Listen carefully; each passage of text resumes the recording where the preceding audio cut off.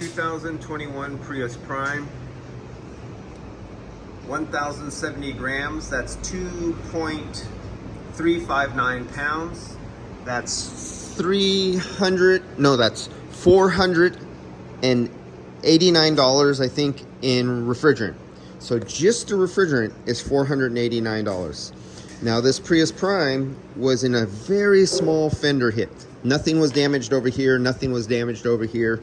It was only hit in the plastic cover right here, and it was shoved in right at the accumulator assembly with all the solenoid valves and expansion valves and sensors. And as you could see from the crinkled pipe right here, you could see where it got smashed a little bit. And you could see this pipe, how that got a little dingy-wingy there, and it was not quite right. $2,600. $2,600 just because it received a small hit right in the plastic bumper cover right here. And so I'm gonna do a pressure check before filling this up. I already have it on the vacuum pump right now, and I have the vacuum off. It's holding at somewhere around 1200 microns. Vacuum and looking for leaks is not a good way to look for leaks. It'll find something big and obvious that only leaks under vacuum but could seal under pressure. So now I'm going to do the high pressure nitrogen decay test at 170 psi, and we're going to look for a leak because some of the O-rings they got to replace, some he had to take apart and he reused. The technician knew that the sensor was kind of important, and he tried to replace it exactly where it was before because some of these got damaged and he had to put them back on some of the old lines.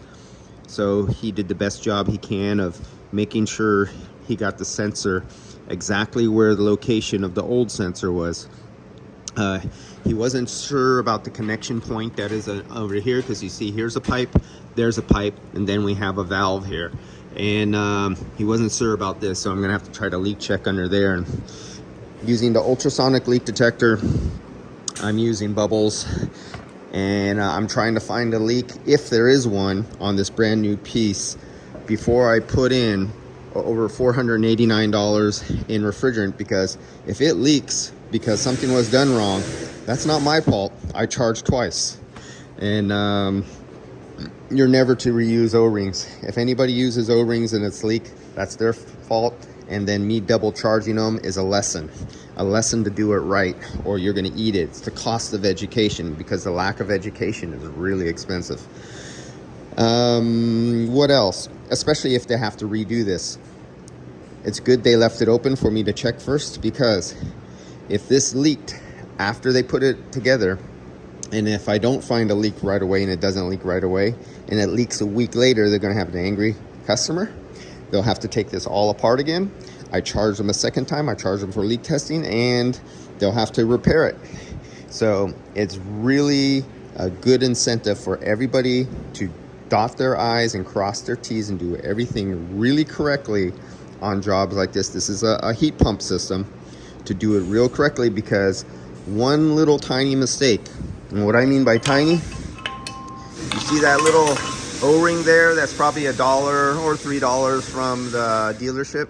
That little O-ring there can cost you $2,000 return repair because it leaks if it wasn't done right. So it's my job to try to find any problems before I charge it up and before I release it to the customer. But yeah, Prius Prime, and one small hit right here, that's it. A couple $1,000 and total repairs. You know, got the bumper cover too. All right, so let's fill this thing up. I'm going to turn off the high side. Let's see how it is. This is a sealed system. It won't let all go through, so I'm going to show you this. Turn it on. I think I already have it from the previous car at about 170.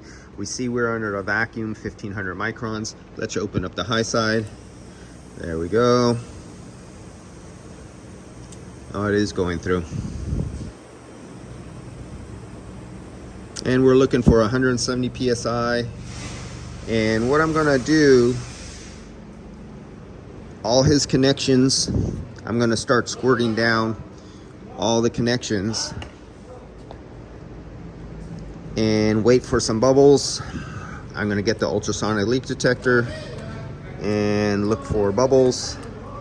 listen for the, you know, the ultrasonic leak detector will find stuff too, but I really want to find any possible problem that they had when they connected this, because the losses are really high on this one.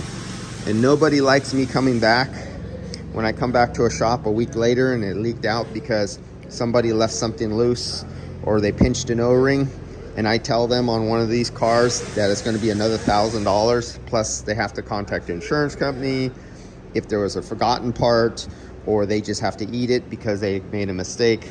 This is no joke when it comes to this level of repairs. The costs get really high really fast. So let me finish this out, and I'm at 155. Let's turn that up a little bit. There we go. I like 170. That's good enough for government work. All right, I'm gonna continue around looking here, then break out the ultrasonic leak detector, and then I'm gonna perform the pressure decay test. And if it passes all three of those, if it passes the bubble leak test, it passes the ultrasonic leak detector, and it passes the high pressure nitrogen decay test, then I'll bleed out the refrigerant. It's not refrigerant. Bleed out the nitrogen, which we breathe 70% of. Bleed it out to the air, put it back on the vacuum pump, and proceed with filling it with refrigerant. And you don't skip any of these steps, because if you end up with a leak, you're going to lose a lot of refrigerant, over 1,000 grams. All right, I'll be back, guys. See you in the next video on this, and let's see if everything goes right.